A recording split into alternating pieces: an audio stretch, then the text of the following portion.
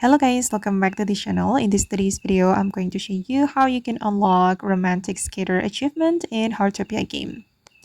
Okay, first of all guys, you need to play with your friend in Hearttopia and hold your friend's hand. And then you're going to ask your friend to do the ice skating together at the winter Utopia. And once you do the ice skating together, you will automatically unlock the romantic skater achievement. But you need to remember, guys, you can only obtain this achievement during the Meteor shower event.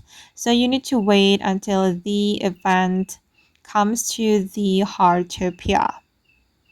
Yeah, just like this. Okay guys, and that's how you can unlock the romantic skater achievement in Hearttopia game. I hope this video will be useful for you. Thank you so much for watching. And if you found this tutorial useful, don't forget to hit the like button, leave your comments, and also subscribe to this channel. Bye!